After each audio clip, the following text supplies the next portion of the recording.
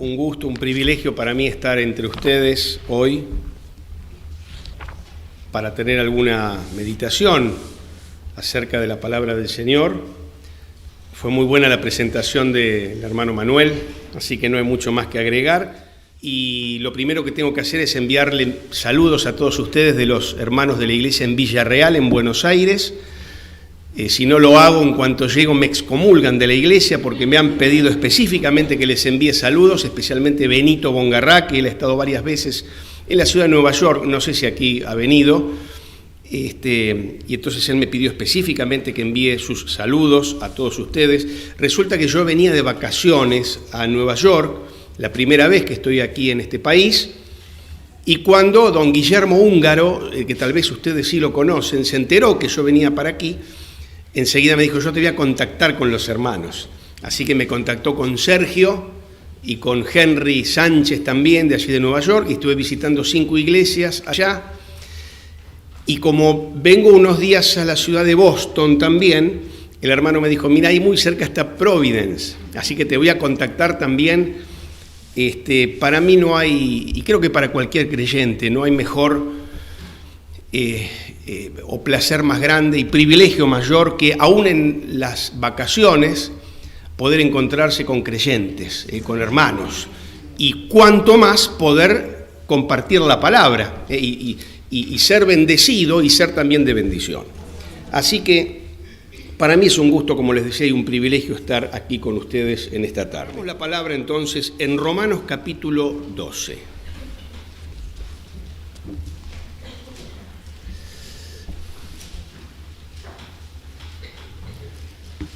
Si bien la meditación y el estudio va a ser acerca de Romanos 13, 11 al 14, vamos a leer un versículo del capítulo 12, el primer versículo, que dice así, Romanos 12, 1. Así que, hermanos, os ruego por las misericordias de Dios que presentéis vuestros cuerpos en sacrificio vivo, santo, agradable a Dios, que es vuestro culto racional. A partir de allí comienza una serie de exhortaciones el apóstol Pablo, y exhorta a los creyentes a tener un concepto adecuado de sí mismo, a ejercer los dones, exhorta a los creyentes a demostrar amor sincero entre ellos, exhorta también a los creyentes a obedecer al gobierno, y luego de esta lista extensa de exhortaciones culmina esta sección de exhortaciones en el capítulo 13 a partir del versículo 11. Entonces recordemos el contexto. El apóstol Pablo está exhortando a los creyentes acerca de una lista bastante extensa de cuestiones, los exhorta. Y ahora dice: y esto, conociendo el tiempo, que es ya hora de levantarnos del sueño, porque ahora está más cerca de nosotros nuestra salvación que cuando creímos. La noche está avanzada y se acerca el día. Desechemos, pues, las obras de las tinieblas y vistámonos las armas de la luz.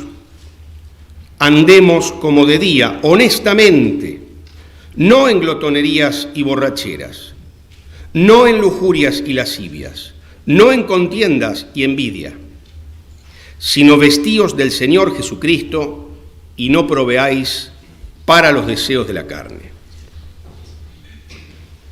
Como dijimos entonces, queridos hermanos, el apóstol Pablo está exhortando a los creyentes en Roma, y cuando termina esta exhortación, muchas gracias, es como si les dijera esto: la exhortación que les acabo de dirigir adquiere mayor urgencia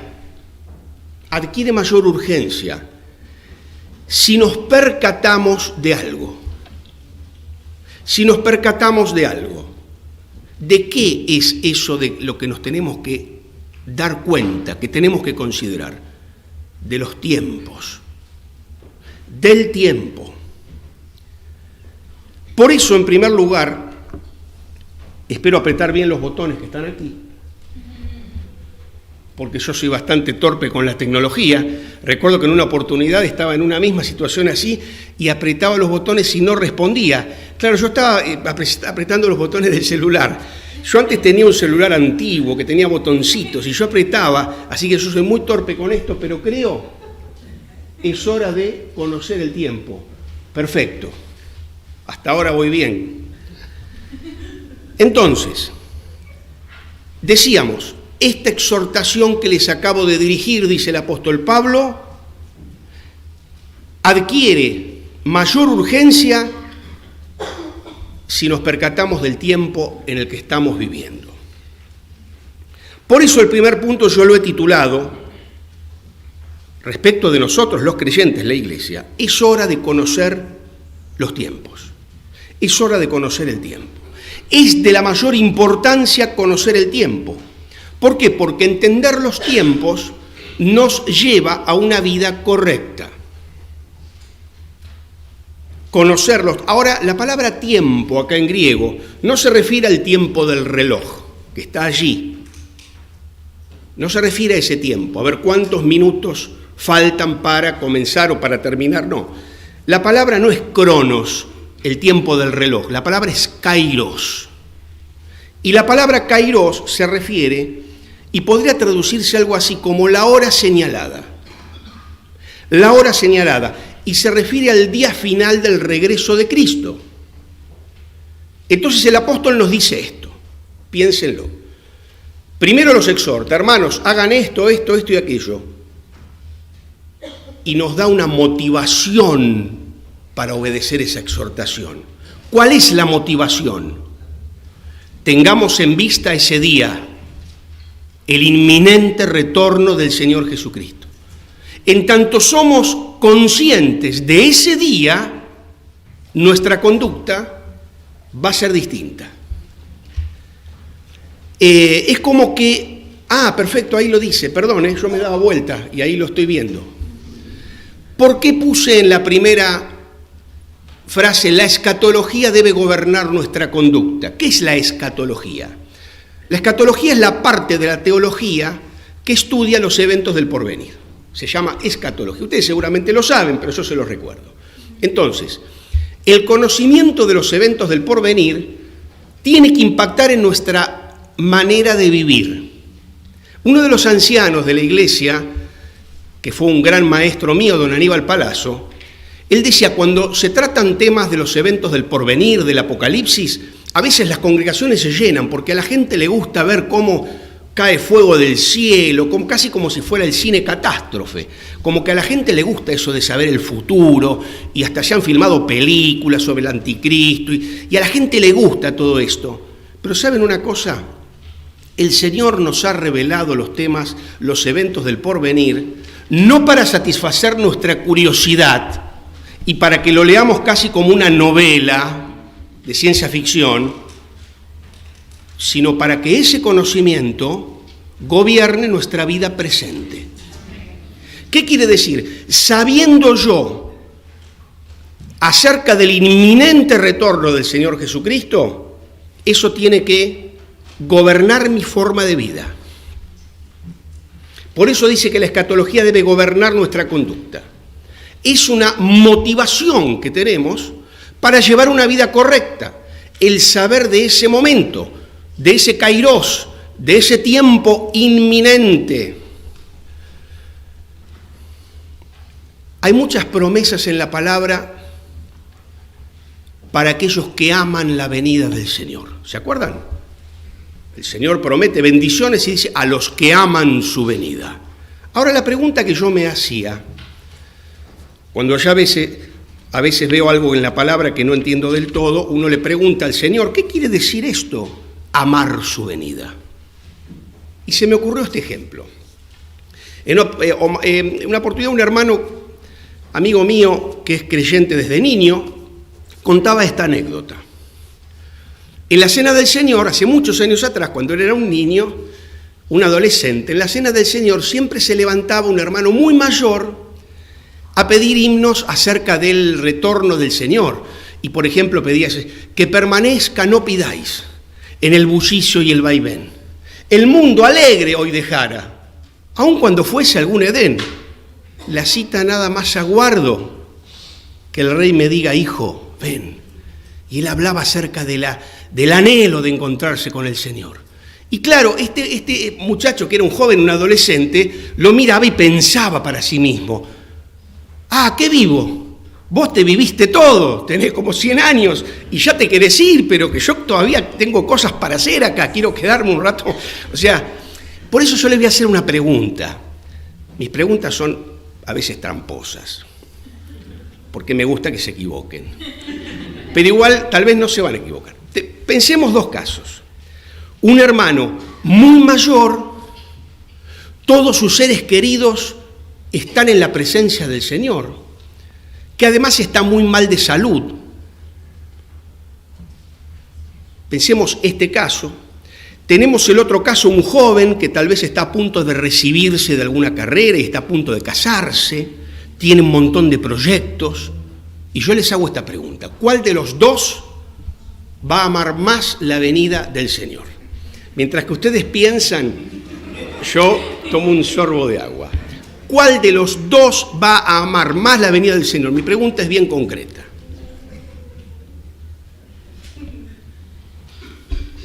¿Respuesta? Honestamente el viejo. Bien. Gracias por haber dicho algo para que yo pueda corregirte.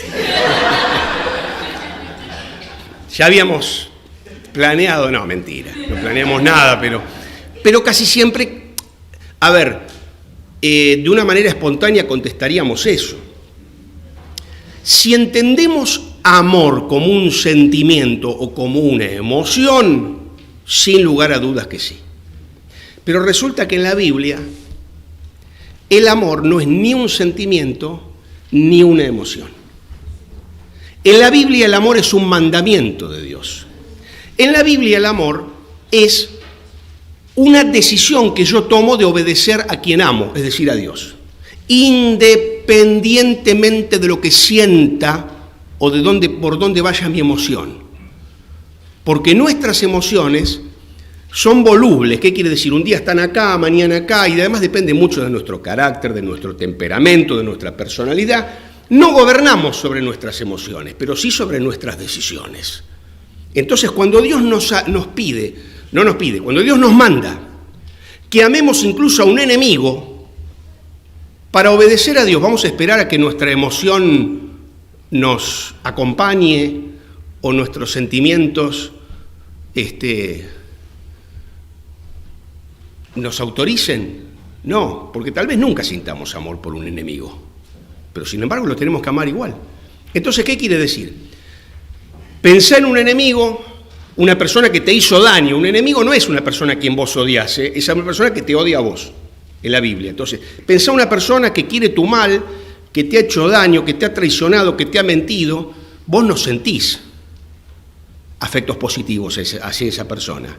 Sin embargo, Dios te manda amarlo. Y entonces, vos lo podés amar cuando vos te decidís a obrar a favor de esa persona, por quien no tenés sentimientos de afecto, pero vos te decidís a obrar en favor de esa persona. Y vos buscás las ocasiones de hacerle un bien. Y cumpliste el mandamiento de amarlo, que es una decisión, insisto, no tiene que ver con los sentimientos. Bueno, ¿por qué di todo este rodeo? ¿Qué es amar la venida del Señor?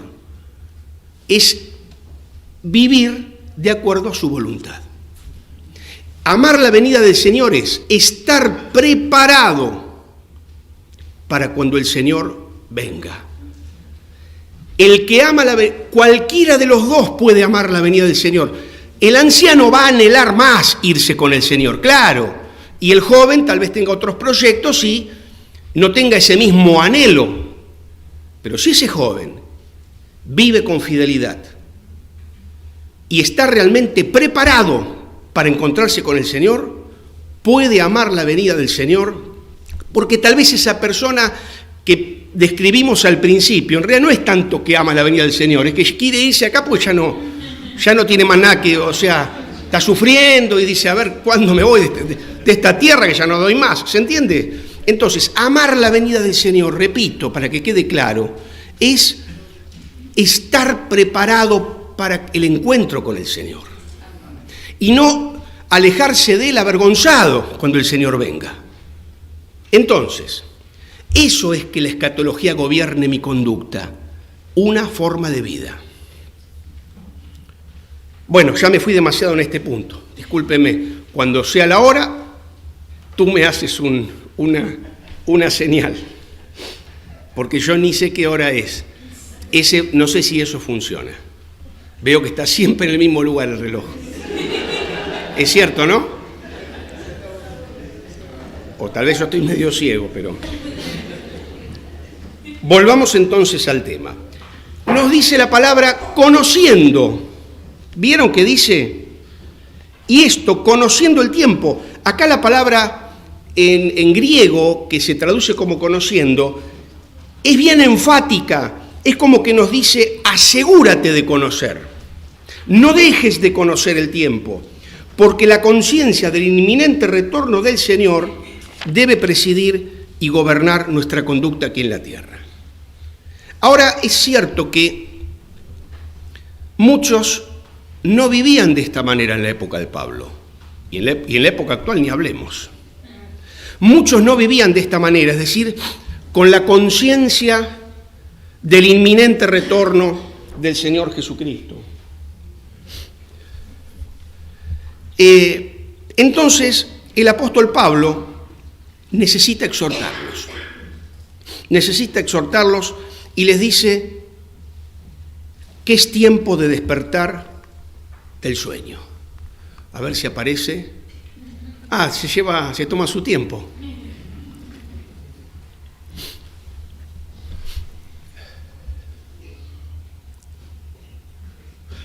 Bueno, ahí había un himno que yo había citado, porque yo soy fanático de los himnos. Ahora vamos al número 2. Es tiempo de despertar del sueño, que lo tenemos en los versículos, en los versículos 11 y 12, porque claro, como demasiados creyentes están durmiendo, no prestan atención, no observan los signos de los tiempos, somos a veces complacientes y apáticos, como demasiados creyentes no están velando, Pablo les dice y les habla de esta necesidad. La esperanza del inminente retorno del Señor que tenía Pablo, miren, un día leí un autor, cuando yo estudiaba teología, había un autor medio liberal, que decía Pablo creía que el Señor iba a venir mientras que él estuviera vivo. Tenía todas las ganas y todo el deseo de llevar el Evangelio hasta lo último de la tierra. Porque Pablo pensaba esto, cuando llevo el Evangelio hasta lo último de la tierra, el Señor viene. Y él anhelaba eso. Ahora les pregunto, y así me dan un tiempito para usar esto. Cuando Pablo hablaba de lo último de la tierra, ¿qué es lo que se consideraba lo último de la tierra en esa época? Piénsenlo, lo último de la tierra. ¿Qué era, geográficamente hablando? Europa. Pero no toda Europa. Porque de hecho Pablo... España. Exactamente, España. Pablo nunca había estado en la iglesia de Roma. Entonces Pablo les escribe una carta presentándose a sí mismo, porque la idea de Pablo es ir a Roma y que los romanos lo ayuden. Es como establecer en Roma su base de operaciones para usar a Roma como trampolín hasta lo último de la tierra, que era España. En la Biblia no está registrado que Pablo haya llegado a eso. Pero la historia sí da testimonio de que Pablo efectivamente estuvo en España predicando el Evangelio, aunque no lo dice la Biblia. Pero ¿por qué quiero decirles esto? Porque este autor decía, pobre Pablo, él creía que el Señor iba a venir estando él vivo y al final no se cumplió. Pobrecito, como diciendo, qué iluso. Claro, hay muchos teólogos y muchos supuestos estudiosos de la Biblia que tienen esta actitud casi de menospreciar la Escritura, pero saben, es una visión muy equivocada. Pablo, claro que él estaba muy pendiente del inminente retorno del Señor. Lejos de estar equivocado, es la actitud que tenemos que tener cada uno de nosotros. ¿Qué significa la palabra inminente? Algunos creen que significa que es pronto, que va a ser ahora, mañana, ahora, dentro de un minuto. No, inminente no quiere decir ni que es pronto, ni que falta mucho, ni que falta poco. Inminente quiere decir que puede ser en cualquier momento y que seguramente va a ser. Inminente es que puede ser en cualquier momento. El Señor no nos reveló en qué momento iba a ser su venida, aunque nos dejó señales, aunque las señales de la Biblia se refieren al periodo de la tribulación en realidad, pero ya vemos cómo el escenario se va preparando. ¿Por qué el Señor nos dejó el día y la hora? Porque Él quiere que estemos con esta actitud de la inminencia de la venida del Señor, que estemos preparados porque puede ser en cualquier momento. Y esta es la actitud que todos los creyentes tenemos que tener, que tenía Pablo, que tenía la iglesia primigenia y que nosotros tenemos que tener. La inminencia nos obliga a velar. Por eso dice que despierten. ¿Qué quiere decir despertar? Despertar incluye sensibilizarse. ¿Vieron cuando la persona está dormida? Sobre todo esas personas que tienen un sueño pesado y profundo, es como que es insensible. A mí no me pasa, lamentablemente me despierto varias veces, tengo sueño liviano, pero hay gente que duerme de una manera profunda y se vuelve casi insensible. Entonces, ¿qué quiere decir despertar? En primer lugar, sensibilizarse. Escuchar, o sea, ponerse sensible, sobre todo de nuestro deber de agradar a Dios. Pero despertar también implica ponerse de pie, porque uno se despierta y no se queda definitivamente en la cama, salvo que esté enfermo, pero si uno se levanta, se pone de pie. Despertar implica prestar atención a las señales del entorno. Despertar implica mirarse a uno mismo y corregirse. Por ejemplo, usted antes de salir a la calle va y se mira en el espejo y se arregla. Algunos, por más que intentamos arreglarnos y con peine y con todo, igual quedamos así de feos. Pero uno intenta arreglarse porque uno se va a presentar ante el mundo y uno intenta presentarse con cierta dignidad, por lo menos para que no te señalen y digas, mira, ¿no? Entonces, ¿qué quiero decir esto? En un sentido espiritual, yo no puedo decir que estoy despierto si no me miro en el espejo de la palabra y corrijo lo que en mi vida tengo que corregir. Eso quiere decir. Porque si yo físicamente me miro en el espejo y quiero presentarme bien ante el mundo, tengo que estar consciente de que si estoy despierto, tengo que mirarme en el espejo de la palabra y corregir lo que hay que corregir. Pero despertar también significa mirar a nuestro alrededor, ser consciente. ¿Y qué quiere decir mirar a nuestro alrededor? Ser conscientes del mundo perdido, que se va al infierno y que yo como creyente, si estoy despierto, sé que tengo un deber para con ellos, que es también anunciarles con urgencia el mensaje del Evangelio. Por tanto, no durmamos como los demás, sino velemos y seamos sobrios, dice también Pablo en 1 Tesalonicenses. Y en Amós 4:12, la Escritura nos exhorta y nos dice, prepárate para venir al encuentro de tu Dios. Entonces, en primer lugar dijimos, es hora de ser conscientes de los tiempos, es hora de despertar del sueño. Por eso es que he citado aquí el texto de este himno, que en razón de que el tiempo nos persigue un poco, lo vamos a dejar. Y en tercer lugar, el apóstol nos dice, es hora de desechar las obras de las tinieblas y vestir las armas de la luz. Fíjense que todo tiene una lógica. Primero, tengo el deber de conocer el tiempo, de estar pendiente de esa hora final donde nos encontraremos con el Señor. Tenemos que ser conscientes de esto, vivir a la luz de ese día. En segundo lugar, tengo que dejar el sueño y despertar. En tercer lugar, Tengo que desechar las obras de las tinieblas. Acá la imagen es como una persona que se saca una vestidura rota, vieja, sucia y repugnante y se viste con una nueva vestidura. Entonces dice, esto está en el versículo 12, ¿cuáles son las obras de las tinieblas? Son aquellas que los hombres hacen encubiertos y desean mantener en secreto. Son pecados que las personas quieren mantener en secreto, de los cuales se avergüenzan. Saben que son inaceptables y temen los resultados de que eso salga a luz. Ahora, qué insensatez. En Isaías la palabra dice, ay de los que se esconden de Jehová y sus obras están en tinieblas. Y dicen, ¿quién nos ve? ¿Quién nos conoce? Ay de ellos, qué insensatos.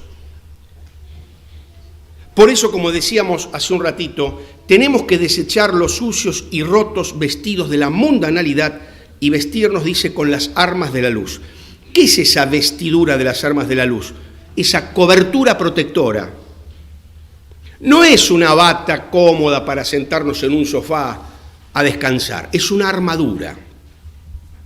Y es la armadura que está descrita en Efesios 6. Sería muy interesante hablar de cada uno de los aspectos, aunque sea para recordarlos rápidamente, pero no lo vamos a hacer porque no quiero abusar del tiempo. Pero tengamos presente esto, el cristiano, la figura bíblica para describir al cristiano es la de un soldado. Una vez que es consciente del tiempo, una vez que se despertó, una vez que se despojó de la vestidura antigua, rota y sucia del pecado y de la vieja vida. A veces nuestra vida parece ser, supónganse que ustedes hacen toda una jornada deportiva y han practicado deportes todo el día y supónganse que además es verano. Han transpirado, se han caído, se han ensuciado, se quitan toda esa ropa al final del día, se bañan, se perfuman, se arreglan y después vuelven a tomar esa ropa repugnante y se la vuelven a poner, pregunto yo. A veces en nuestra vida parece eso, porque hemos sido lavados, limpiados por el Señor.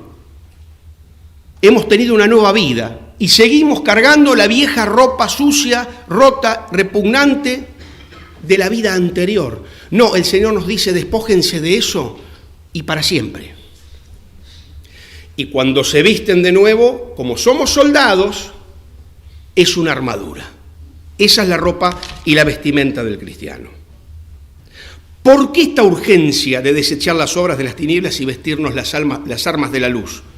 Porque el día del Señor está cerca, lo vuelve a decir. Y aunque todavía no llegó, los creyentes tenemos que vivir como si ya hubiera llegado. ¿Por qué? Porque dice que somos hijos de la luz. Entonces todavía no llegó. ¿Vieron que el Señor nos enseñó a orar, venga tu reino?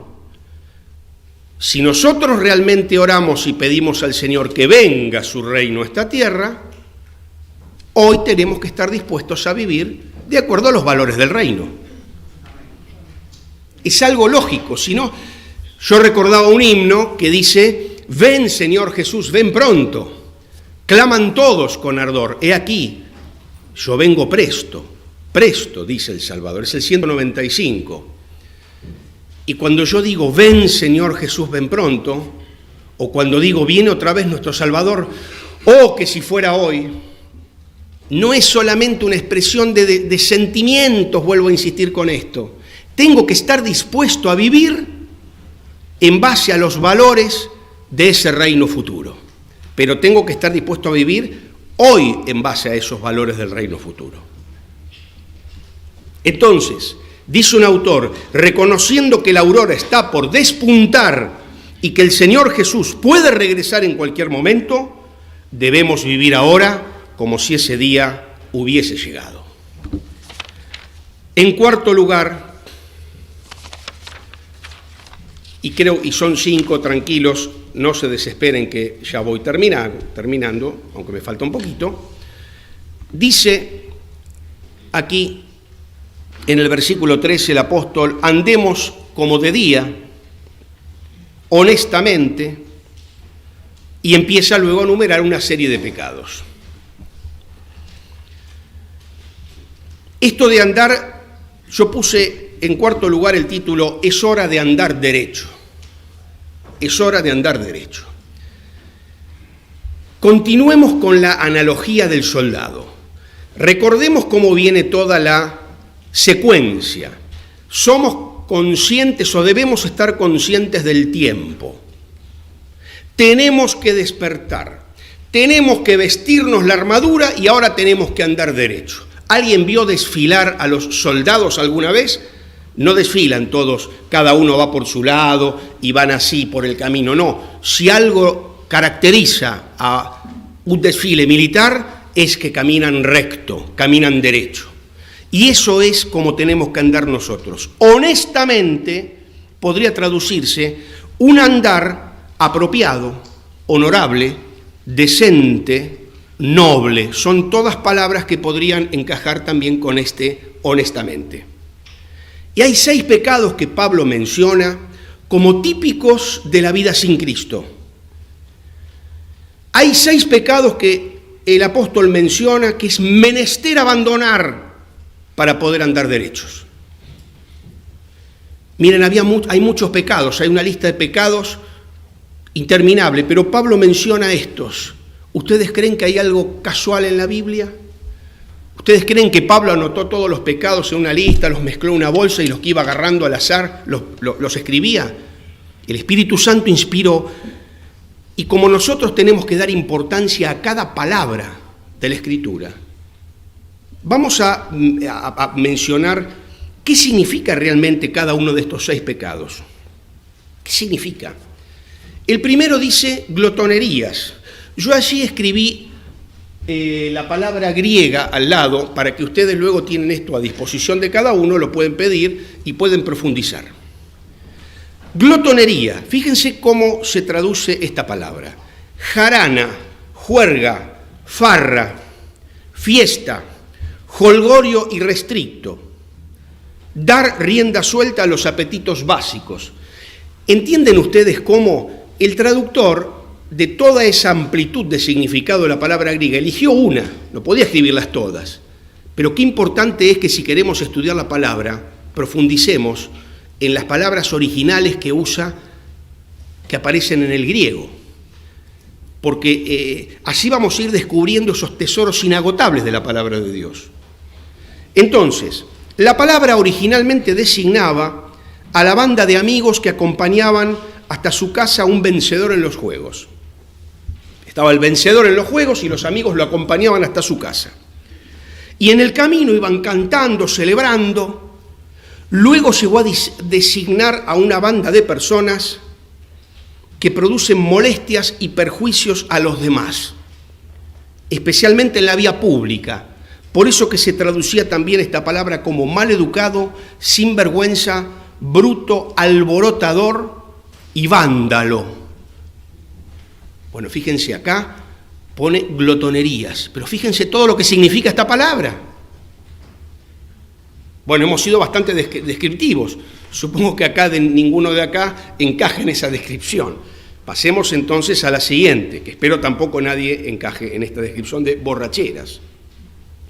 Significa tomar bebidas o drogas intoxicantes para afectar los sentidos y facultades.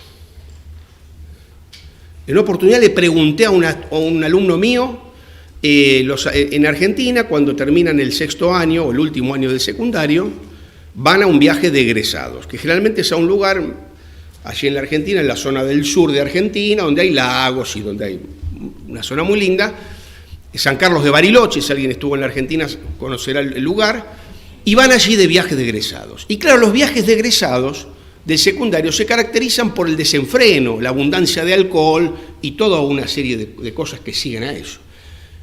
Y un día yo le consulté a un estudiante para hacerlo reflexionar. Le dije, ¿qué encuentran ustedes de agradable o de placentero en beber alcohol casi hasta quedar en estado de coma? ¿Qué encuentran ustedes? Y el alumno me dijo, no, que además era creyente supuestamente. Me dijo, no, ¿sabe? Lo que pasa es que cuando se bebe alcohol, en cierta medida, uno hace cosas que no haría en estado de sobriedad. ¿Por qué? Porque el alcohol produce, esto no me lo dijo el estudiante, pero lo sabemos, el alcohol produce en el cerebro inhibe, digamos, ciertos neurotransmisores, sobre todo en el lóbulo frontal, que son los que nos inhiben en ciertas acciones. Cosas que no haríamos en estado de sobriedad, bajo los efectos del alcohol sí, porque es como que baja la censura, bajan las defensas. Entonces, ese significado de esta palabra en el griego, porque dice tomar bebidas o drogas intoxicantes para afectar los sentidos y facultades, buscar con ello la relajación de las restricciones morales. Bajan las restricciones morales. Entonces la persona usa el alcohol en realidad como una droga X, como una manera de cometer otras acciones que al estar en un estado normal no haría. Este era un vicio que hasta los paganos respetables despreciaban. Y si Pablo lo escribe acá, quiere decir que había creyentes que realmente lo practicaban, porque les vuelvo a insistir, Pablo no escribe estas palabras al azar, por algo las escribe. Después dice fornicación, hace referencia a la inmoralidad sexual, adulterio, sexo premarital. Y la palabra coité, que es de la que se ha traducido fornicación, quiere decir literalmente cama, y suele tener el sentido de una cama prohibida o deshonrosa. Una cama prohibida o deshonrosa. Disoluciones. Esta palabra selgeia dice un diccionario griego, es una de las palabras más feas de la lengua griega. Tremenda, una de las palabras más feas. Porque no describe simplemente la inmoralidad, sino al que ha perdido totalmente la vergüenza. La mayor parte de la gente trata de ocultar sus malas acciones, pero no el hombre que se ha vendido a la aselgeia. A ese no le importa que lo vean, ni lo que la gente piense de él. Aselgeia es la cualidad del que se atreve a hacer públicamente lo que sería vergonzoso para cualquiera de sus semejantes. Qué tremendo que Pablo tenga que escribir esta palabra en una carta dirigida a los creyentes. La sensualidad y el desenfreno consumen los pensamientos y las energías y las conductas de los seres que están sometidos a este vicio. Luego Pablo menciona la palabra contiendas, que quiere decir disensión, disputa, discusión, rivalidad. Tal vez este sea el más común entre los creyentes, o por lo menos el que se ve con menos rechazo. Tal vez los otros son vistos como inmediatamente rechazamos esos pecados, ¿no? Pero algunos enmascaran todo lo que es la discusión y la rivalidad, lo enmascaran o lo revisten con otra cosa. No, porque la verdad del Señor hay que defender, y entonces vivimos, en lugar de contender por la fe, contendemos con los hermanos, que no es lo que la palabra no nos autoriza eso, ¿no? Fíjate cómo dice aquí, proviene del ansia de poder. Las iglesias se dividen, queridos hermanos, en un 90 y pico % de las veces, no por cuestiones doctrinales, que se levantó un hermano, una falsa doctrina y dividió. En general se dividen por ansia de poder, por rivalidad, por buscar posiciones, prestigio. Acá la palabra describe el odio a todo aquel que lo sobrepasa. Describe a la persona que derriba a los demás, que los pasa por altos, que ignora a los demás, que descuida a los demás. Por último, la palabra envidias es la persona o la actitud de la persona que observa la posición y el progreso del otro, que observa el éxito reconocido del otro y le molesta. Es la persona que no solo no se da por satisfecho con lo que tiene, sino que envidia lo que obtienen los demás merecidamente. ¿Sabés que Juancito se recibió de tal cosa? Y también en esa facultad que estudió se recibe cualquiera. o esa carrerita que hizo. Ah, ¿sabés que se compró un auto nuevo? Debe ser una carcacha. Carcacha decimos cuando es un auto todo roto, todo viejo, no sé cómo se dice acá. Es decir, pequeñas frases que denotan envidia, menospreciar al otro y no ver con alegría el progreso del otro. Esto es muy peligroso y muy feo que alberguemos esta actitud en nuestro corazón. Pero vamos al quinto punto y el último, que dice: es hora de vestirse del Señor Jesucristo y no proveer para la carne. Esto es lo que resume todo lo anterior, porque nos dice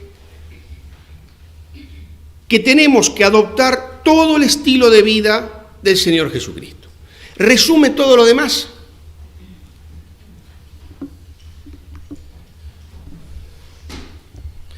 Yo en momentos normales, entre punto y punto, esos himnos los canto, pero no, mentira.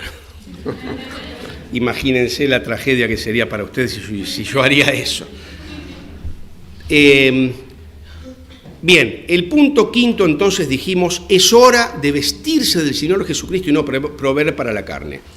En Gálatas 3:27 se nos dice que ya estamos revestidos de Cristo por la fe, que le pertenecemos, que Él está en nosotros, que nosotros estamos en Él. Sin embargo, entre esa posición que tenemos, entre lo que somos y cómo vivimos, puede haber un gran vacío entre lo que somos y cómo vivimos. ¿Notaron ustedes que todas las cartas de Pablo tienen la misma estructura? Los primeros capítulos, digo capítulos, las cartas no tienen capítulos, después fueron distribuidas en capítulos, ¿no? Pero en la primera parte de las cartas, Pablo dice lo que somos en Cristo. Y nos dice, somos linaje escogido, real sacerdocio, somos miembros de la familia de Dios, todo lo que somos santos. Y en la segunda parte de la carta vienen las exhortaciones morales de Pablo. Es como que Pablo nos dice, siempre las cartas así. Primero nos dice, ustedes son esto. Y en la segunda parte nos dice, bueno, ahora sean lo que son. Vivan como lo que son. Entre lo que somos y cómo vivimos no puede haber un gran vacío, un gran precipicio, una gran distancia. Entonces, ya estamos revestidos de Cristo. Pero aún así, cuando el apóstol nos dice, vestíos del Señor Jesucristo, eso es algo que nosotros tenemos que hacer diariamente. Es una decisión continua que tenemos que tomar de vivir en santidad. Vestirnos del Señor Jesucristo quiere decir estar envueltos en el Señor Jesucristo. Quiere decir que miramos lo que Él miraría, oímos lo que Él oiría, hablamos lo que Él hablaría, tocamos aquello que Él tocaría, comemos y bebemos aquello que Él comería o bebería, pensamos en aquello que Él pensaría. Eso es estar revestidos del Señor Jesucristo. Vestidos del nuevo hombre creado según Dios en la justicia y santidad de la verdad, dice en Efesios.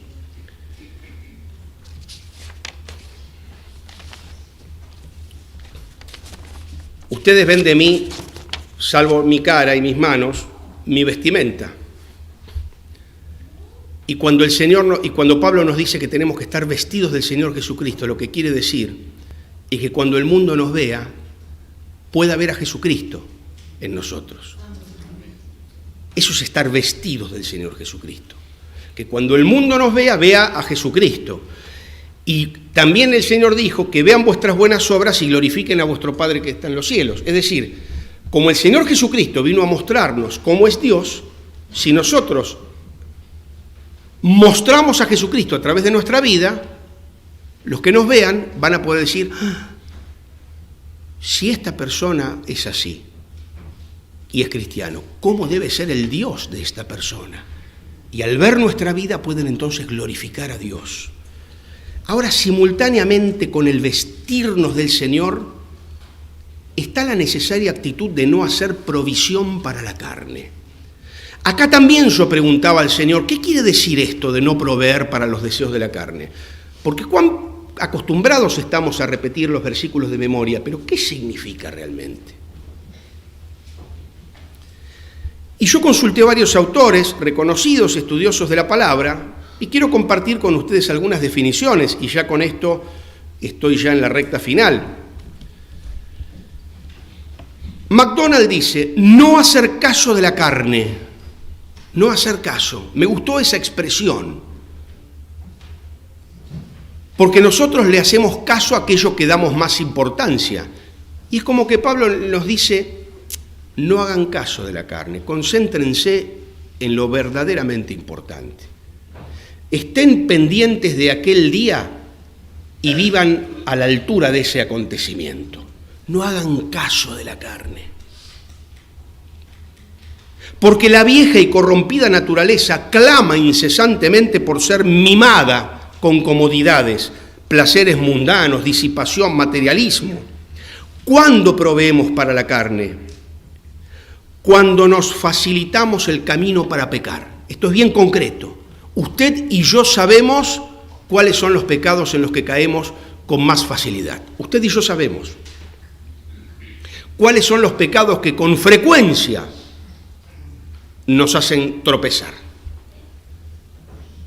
Y como ya lo sabemos, tenemos que buscar evitar esas ocasiones. Yo recuerdo esa oración que hacen los católicos cuando se arrepienten y confiesan al sacerdote los pecados, que le llaman el pésame.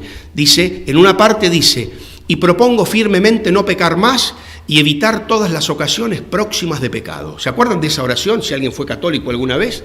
Es interesante eso, y evitar todas las ocasiones próximas de pecado.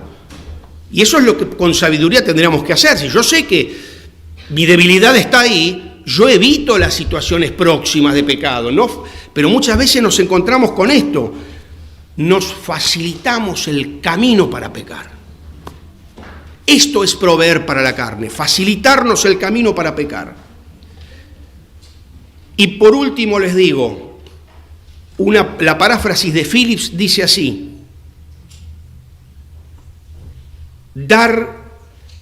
o debería decir, no deberíamos dar ninguna posibilidad a la carne para sus aventuras.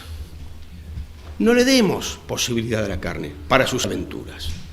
No proveamos para eso. No nos preocupemos por gratificar a la carne.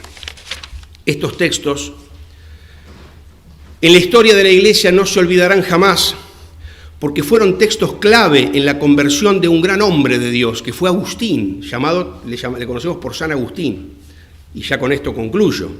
Dice que San Agustín, o antes, cuando era Agustín, saben que él era un hombre que vivía en los más evidentes, digamos, en los más profundos pecados. Todos estos pecados que hemos mencionado, todos los practicaba Agustín, todos. Vivía en la disipación, pero él conocía el mensaje del Evangelio. Su madre, Mónica, era una fiel creyente y oraba siempre por él. Y Agustín conocía el Evangelio, pero no se decidía a entregarse realmente a Jesucristo. Y dice que estaba paseando por un jardín, cuenta él en un libro llamado Confesiones. Estaba paseando por un jardín con el corazón apesadumbrado por su fracaso moral. Y no hacía más que clamar angustiosamente. ¿Hasta cuándo? ¿Hasta cuándo? Decía. Mañana y mañana siempre le venía esta idea, ¿no? Ya habrá tiempo. Y en este momento Agustín dice, o le viene a su mente la idea, ¿por qué no ahora? ¿Por qué no ha de ser esta hora el final de mi depravación? De pronto le pareció oír una voz que decía, toma y lee. Parecía la voz de un niño. Volvió a toda prisa al lugar en que estaba sentado su amigo, donde había dejado un volumen con los escritos de Pablo, y dice San Agustín, lo tomé con ansia y leí en silencio el primer pasaje en el que se posaron mis ojos. Y el primer pasaje en el que se posaron los ojos de Agustín fue, la noche está avanzada y se acerca el día. Desechemos, pues, las obras de las tinieblas. Y dice Agustín, ni quise ni necesité leer más. Al acabar esta frase, como si la luz de la certeza me hubiera inundado el corazón, todas las sombras de la duda se dispersaron. Y en ese momento fue el momento de la conversión de Agustín. Ya va a venir la predicación del Evangelio. Yo no voy a invadir ese lugar. Pero tal vez nosotros como creyentes estamos posponiendo para adelante un montón de cosas. El comprometernos, el consagrarnos realmente al Señor.